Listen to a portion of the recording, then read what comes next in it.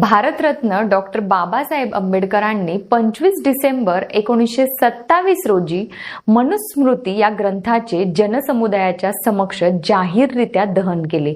दलित समाजाला मानसिक गुलामीतून मुक्त करण्यासाठी त्यांच्यामध्ये गुलामीच्या विरोधात संघर्षाची जिद्द निर्माण केली.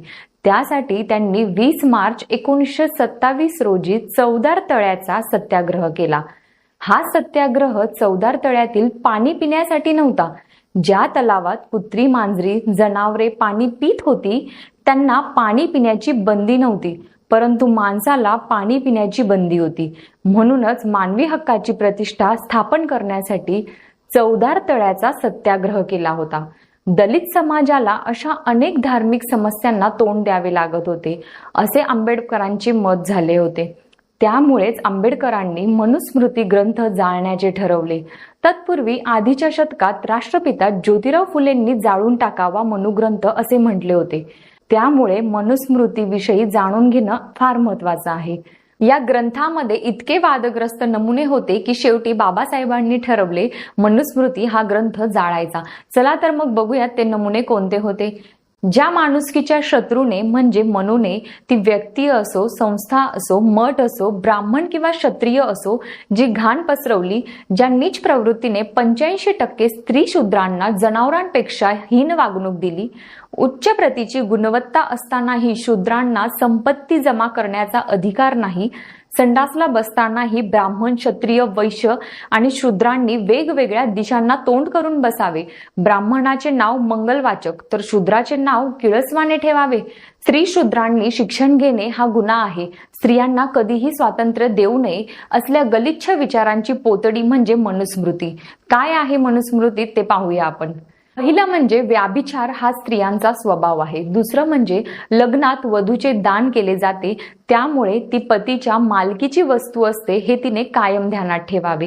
तिसरं म्हणजे पती सदाचार शून्य असो, तो दुसऱ्या बाईवर प्रेम करीत असो, विद्येने तो गुणशून्य असो, तो कसाही असला तरी पत्नीने त्याची देवाप्रमाणे सतत सेवा करावी.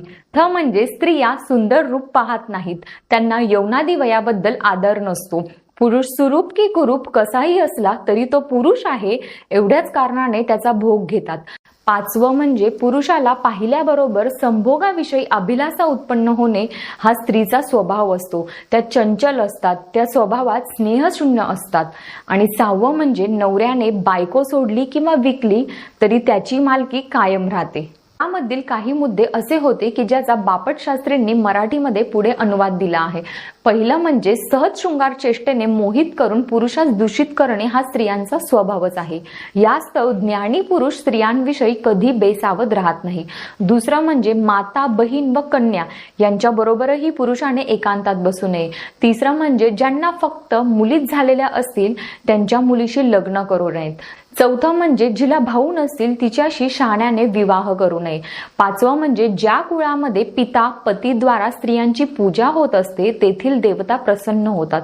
सहावं म्हणजे नवऱ्याने बायकोसोबत एका ताटात जेवण करू नये, तसेच पत्नीला जेवताना शिंकताना जांभई देताना पाहू नये. आता स्त्रियांचे धर्म सांगतो ते ऐका. बाल्यावस्थेत मुलीने, तरुण स्त्रीने किंवा वृद्ध बाईनेही घरातील लहानसे कार्यही स्वतंत्रपणे करू नये. त्यानंतर स्त्रियांनी कधीही स्वातंत्र्य होऊ नये.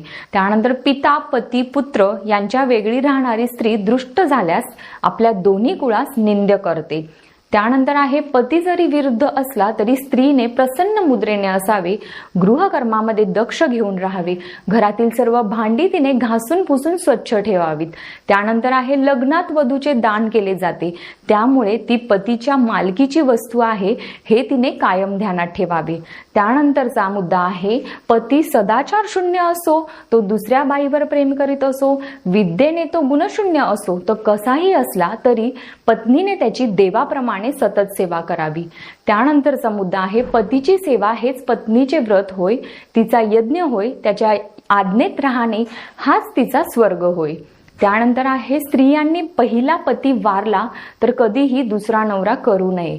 त्यानंतर आहे स्त्री धर्माप्रमाणे मन, वाणी, देह यांच्याद्वारे जी आपली पतीची कायम सेवा करते तिलाच स्वर्ग मिळतो. त्यानंतर आहे पहिली पत्नी वारली तर तिचे दहन करून पतीने दुसरे लग्न करावे. त्यानंतर आहे पिता, पती, आप्त यांनी स्त्रियां सर्वदा आपल्या अधीन ठेवावे, सामान्य विषयांमध्ये त्या आसक्त झाल्यास त्यास आपल्याला वश करून घ्यावे. त्यानंतर विवाहाच्या पूर्वी पित्याने, त्यानंतर पतीने, म्हातारपणी पुत्राने तिचे रक्षण करावे. सारांश, कोणतीही स्त्री स्वातंत्र्यास पात्र नाही, योग्य नाही. त्यानंतर स्त्रीसाठी मद्यपान, दुर्जन समागम, पतीपासून दूर राहणे, इकडे तिकडे भटकणे, अयोग्य वेळी निजणे, दुसऱ्याच्या घरी राहणे हे 6 व्याभिचार दोष होत. याप्रमाणे हे वादग्रस्त नमुने त्या ग्रंथामध्ये लिहिले गेलेले होते. म्हणून 25 डिसेंबर 1927 ला पहिल्यांदा भारतीय राज्यघटनेच्या 13व्या कलमाद्वारे, दुसऱ्यांदा आणि बौद्ध धर्म स्वीकारून तिसऱ्यांदा भारतरत्न बाबासाहेबांनी मनुस्मृती जाळली. मित्रांनो, व्हिडिओ आवडल्यास नक्की लाईक करा.